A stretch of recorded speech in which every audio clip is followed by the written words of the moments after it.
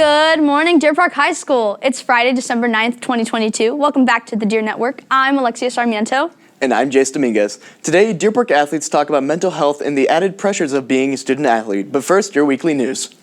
Tonight and tomorrow night, there will be the last showing of Theater's Steel Magnolia and Hamlet, so make sure to come watch before they're gone.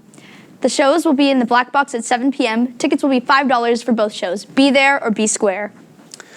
You know, I'm actually growing out my facial hair for the new play that's going off in January, Peter and the Starcatcher. Ah, how convenient. Now for sports, we turn to Miguel Armenta. Our boys basketball team traveled to Brazzers Tuesday and claimed the win 64-58. Our girls basketball team played Clear Spring, defeating them 48-28. Both our boys and girls team will travel to Corpus Christi this weekend and participate in the Pride of Texas tournament. Good luck to all of our teams. Tonight, our girls varsity soccer team will host a scrimmage playing the Dawson Eagles here at Abshire Stadium at 7:30 p.m. Good luck to our girls.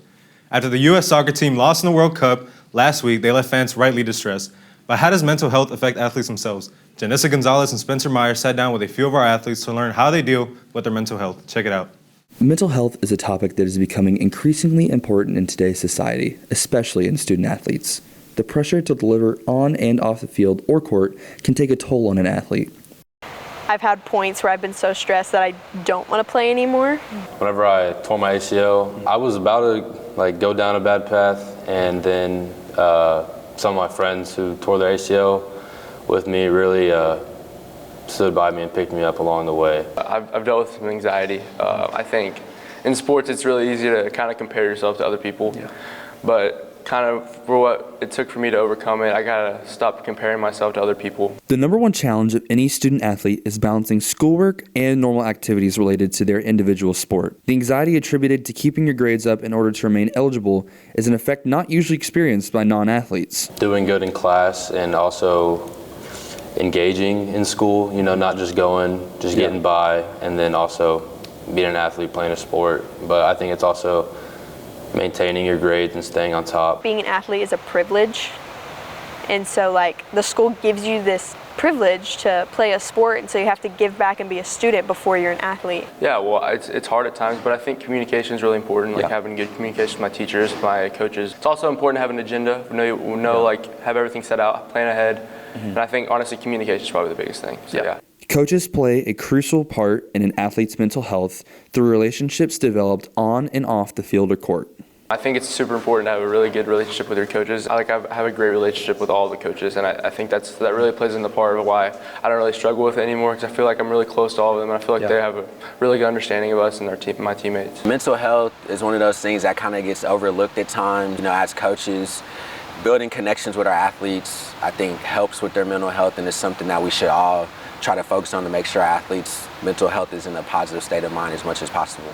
Teammates also play a key factor in an athlete's mental health. Yeah, I think it's really important to have a good clubhouse. I think it's the dugout. Yeah. It's a really, really important place, and if you're good in the dugout, you'll probably be good on the field. We have a great teammates, great support system around. We all love to lift each other up, so I think it's really, really important. I mean, it's a team sport. I mean, everyone's got to do their job. One person messes up, that could be the game. I think it's really important for the teammates to do well in order for me to do well. These athletes are proof that it is possible to balance being a student athlete while also keeping up with their mental health. I would just say that you're not alone. You have teammates for a reason. They're there for you. They're there to talk. So I think if you're struggling, that's the first place to go is teammates. I think to other coaches, I'd probably tell them, connect with your players first. Help them understand that, it's okay to mess up and make mistakes. In our case, playing basketball doesn't make or break you as an individual. So as a coach, I try to make it a point to let my athletes know that I care about them as individuals, not just as athletes. If you are struggling with your mental health, athlete or not, don't be afraid to take a mental health day or talk to a trusted friend or adult. And to add to all of our mental health struggles, exams are next week. Be sure to catch up on any missing work and extra credit if available to get your credit eligibility if you're failing. The 6th period exam will be Monday afternoon, 3rd and 4th period on Tuesday, 2nd and 5th on Wednesday, and 1st and 7th on Thursday. I know we're all dreading exams, but something we can look forward to is Christmas break, which is just around the corner. The break will last from December 16th to January 2nd, which gives us all a much-needed 2-week break from school. That's it for us this week. Follow us on Instagram, Twitter, Snapchat, and TikTok for more amazing content. From everyone here at the Deer Network, I'm Alexia Sarmiento. And I'm Jace Dominguez, wishing you a Merry Christmas and a Happy New Year. We'll see you in 2023. And go Deer!